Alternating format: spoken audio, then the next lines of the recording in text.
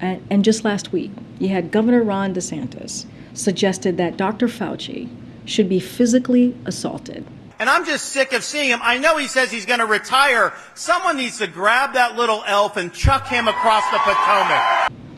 And former President Trump has done the same many times. He's called it out then. He called it out January 6th. He called it out Inauguration Day. He called it out last week. He called it out yesterday. So there is been a consistent call out from the president about what he's seeing from an extreme part of this party. Over the past week or so, we've heard many Republicans argue that this president ran as a uniter, and now he's calling MAGA Republicans, which is a very large swath of the American populace, semi-fascists. He is arguing that they're a threat to democracy.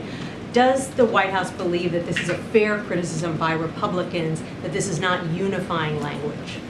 So I'll say this, Nancy. Sadly, there are more examples than I can count on how we have seen recently armed attacks on federal law enforcement. There are a couple of things I just want to say here. You have Representative Paul Gosar has posted videos depicting him attacking the president and members of Congress.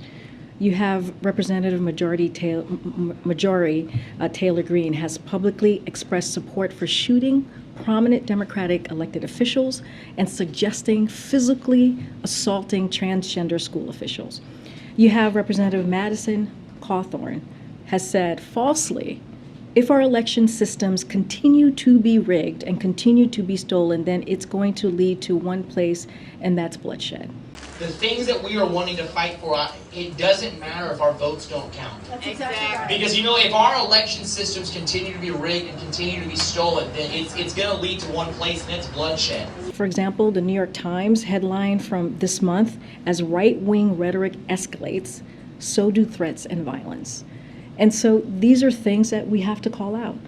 Again, I can't remember who just asked me the question. I was talking about soul of the nation. This is something the president has talked about since 2017 when he wrote that article in The Atlantic.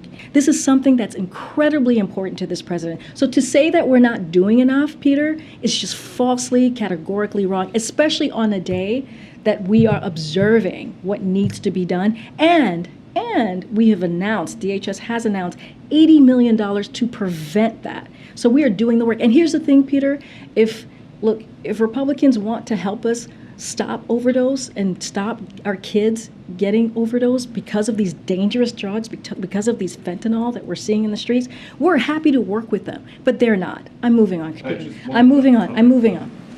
Good.